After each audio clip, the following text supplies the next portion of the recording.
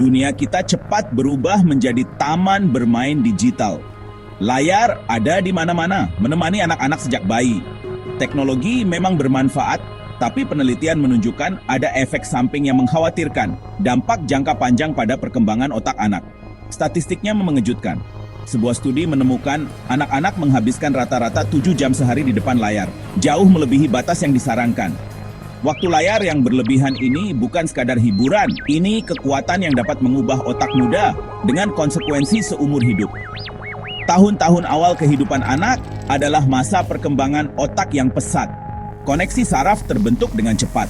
Masa plastisitas tinggi ini penting untuk belajar dan berkembang, tetapi juga membuat otak sangat rentan terhadap pengaruh lingkungan, termasuk paparan media digital. Waktu layar yang berlebihan dapat mengganggu perkembangan otak, menyebabkan konsekuensi negatif bagi kognitif, sosial, dan emosional.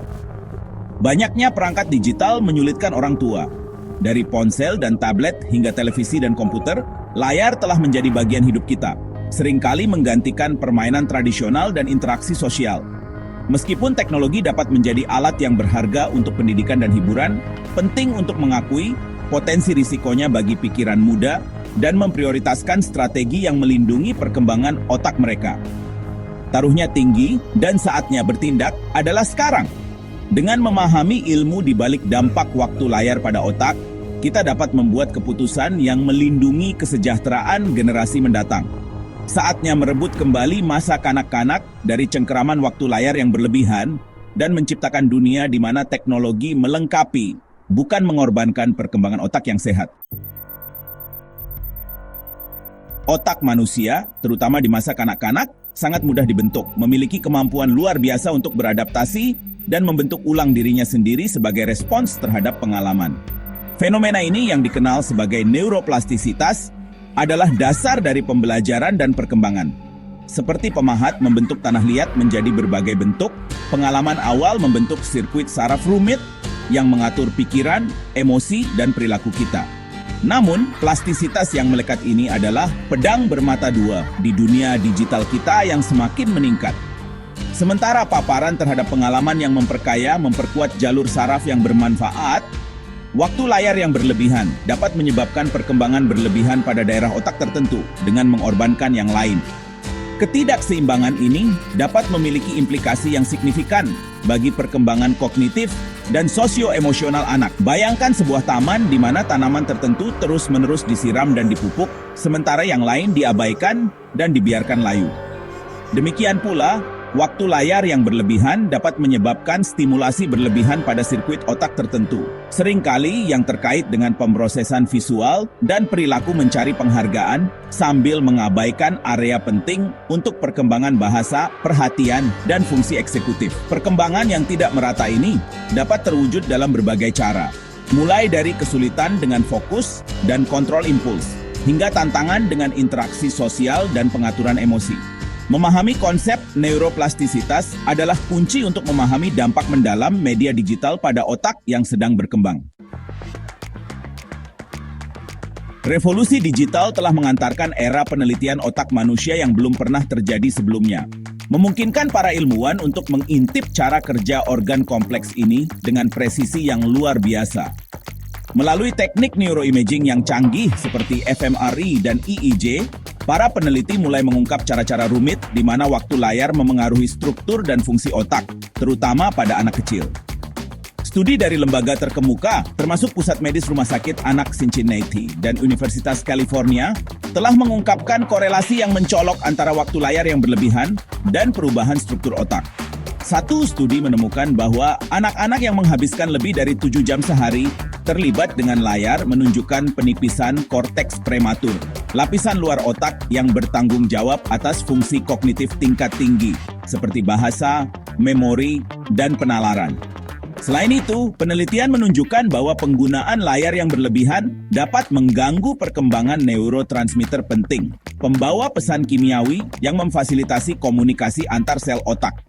Dopamin, neurotransmitter yang terkait dengan kesenangan dan penghargaan, sangat terpengaruh. Stimulasi konstan dan kepuasan instan yang disediakan oleh perangkat digital dapat menyebabkan produksi dopamin yang berlebihan, berpotensi mengubah jalur penghargaan di otak dan meningkatkan risiko perilaku seperti kecanduan. Otak yang sedang berkembang sangat rentan terhadap perubahan neurologis ini, karena korteks prefrontal, area yang bertanggung jawab atas fungsi eksekutif, kontrol impuls, dan perencanaan, terus matang hingga remaja dan dewasa awal. Waktu layar yang berlebihan selama tahun-tahun pembentukan ini dapat menghambat perkembangan fungsi eksekutif penting ini, berpotensi menyebabkan kesulitan dengan perhatian, pengaturan emosi, dan pengambilan keputusan di kemudian hari.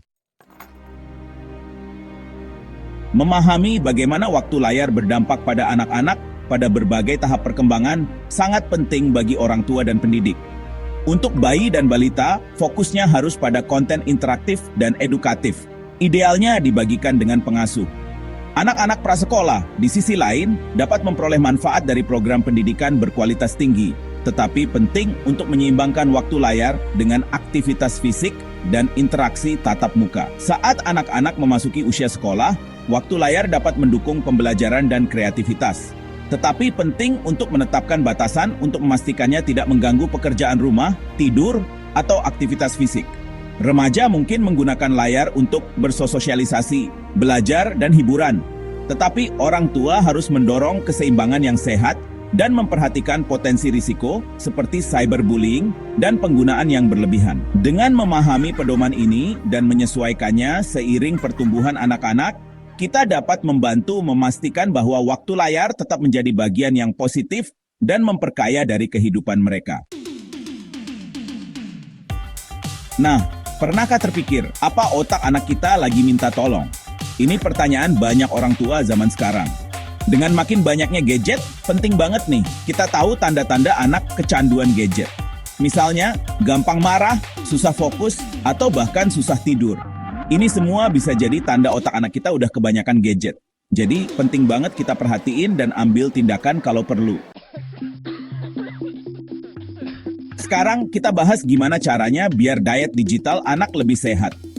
Pertama, atur waktu main gadget dengan jelas. Bukan cuma batasin waktunya, tapi juga pastiin apa yang ditonton atau dimainkan itu bermanfaat. Ajak anak berkreasi dan berpikir kritis. Jangan lupa, kita harus jadi contoh yang baik. Kalau orang tua bijak pakai gadget, anak juga ikutan. Dan yang penting, ajak anak main di dunia nyata, biar mereka bisa bergaul dan bersosialisasi. Selanjutnya, menghadapi masa depan otak dan teknologi memang susah-susah gampang. Teknologi terus berkembang, begitu juga pemahaman kita tentang dampaknya pada otak. Kita harus terus belajar dan beradaptasi dengan perkembangan terbaru. Artinya, kita harus terbuka sama alat dan sumber daya baru yang bisa bantu perkembangan otak anak, sambil tetap waspada sama dampak buruknya. Intinya, kita cari keseimbangan, di mana teknologi bisa bantu sih, bukan malah ganggu perkembangan otak anak. Terakhir, merawat pikiran sehat di dunia yang serba online ini butuh usaha dari banyak sisi. Kita harus ciptakan lingkungan yang dukung kesehatan mental, baik di dunia maya maupun dunia nyata. Ajak anak istirahat dari gadget, ajak olahraga, dan pastiin mereka punya banyak kesempatan buat main dan ngobrol langsung sama teman-temannya. Ingat, keseimbangan itu penting. Dengan membangun hubungan yang sehat sama teknologi, kita bisa bantu anak-anak punya kemampuan buat sukses di dunia digital yang makin maju ini.